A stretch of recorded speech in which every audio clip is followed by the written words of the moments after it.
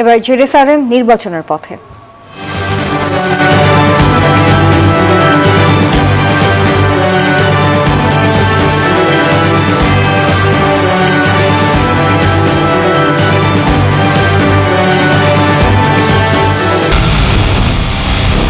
পুরো দেশের মুখে হাসি ফোটাতে নিজেকে হতে হয় স্ট্রং, আর মনোবল হতে হয় স্পার্ক জিরো। জেরুসালেম 25 বছরের পথ চলায় নিরাপদে রাখার প্রত্যয়ে।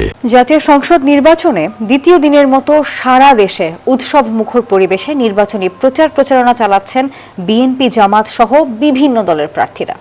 প্রতীক পাওয়ার পর থেকেই অনলাইন ও অফলাইনে শুরু হয়েছে প্রচারণা। আর এবারের নির্বাচনী প্রচারে পোস্টার নিষিদ্ধ থাকায় বিকল্প হিসেবে ফেস্টুন এবং ডিজিটাল ব্যানারে ঝুঁকছেন প্রার্থীরা। নির্বাচনী প্রচারণায় পুরো দেশ প্রতীক পেয়েই দ্বিতীয় দিনের প্রচারণায় ঝাঁপিয়ে পড়েছেন প্রার্থীরা।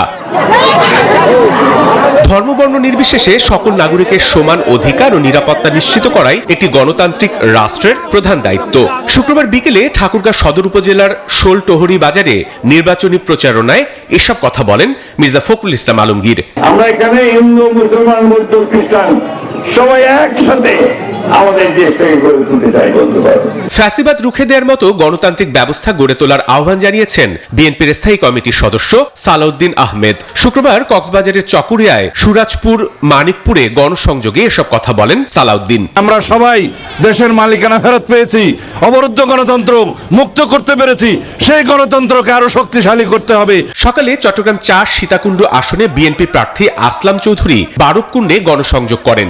চট্টগ্রাম ১০ আসনে বিএনপি প্রার্থী সাইদ আল নোমান দুপুরে নগরীর খুলশি এলাকা থেকে নির্বাচনী প্রচারণা শুরু করেন। চট্টগ্রাম ১০ আসনের মানুষ মুখিয়ে আছে ভোট দেওয়ার জন্য। এদিকে সকাল থেকে চট্টগ্রাম ৯ আসনে ইসলামী আন্দোলন বাংলাদেশের প্রার্থী আব্দুস শুকুর গণসংযোগ করেন নগরীর রিয়াজউদ্দিন বাজার সহ বিভিন্ন এলাকায়। আলহামদুলিল্লাহ, আমি জনগণের অভূতপূর্ব ছাড়া পাচ্ছি। সাপ্তাহিক ছুটির দিনে খুলনাতেও ৬টি আসনে প্রার্থীরা প্রচারণায় ব্যস্ত সময় পার করছেন। সকাল থেকেই খুলনা ২ আসনে বিএনপি প্রার্থী নজরুল ইসলাম মঞ্জু নিউ মার্কেট কাঁচাবাজার এলাকায় প্রচারণায় লিফলেট বিতরণ করেন। খুলনা ৫ আসনে জামাত প্রার্থী গোলাম পরোয়ার ডুমুরিয়া গুটুদিয়া এলাকায় গণসংযোগ করেন। আমরা আরাফাতে কাজ করি। রাজশাহীতে জামাত ইসলামীর কেন্দ্রীয় নায়েবে আমির ও রাজশাহী ১ আসনের প্রার্থী অধ্যাপক মুজিবুর রহমান বিকেলে গোদাগাড়ি এলাকায় নির্বাচনী প্রচারণা চালায়। নারায়ণগঞ্জ ৪ আসনে নির্বাচনী জনসভায় বক্তব্য রাখেন ইসলামী আন্দোলনের আমির চরমোনাই পীর মুফতি সৈয়দ মুহাম্মদ রেজাউল করিম। এছাড়া মেহেরপুর, গাজীপুর, দিনাজপুর সহ দেশ জুড়ে উৎসব মুখর পরিবেশে প্রচারণা চালাচ্ছেন প্রার্থীরা। Desk report, news 24।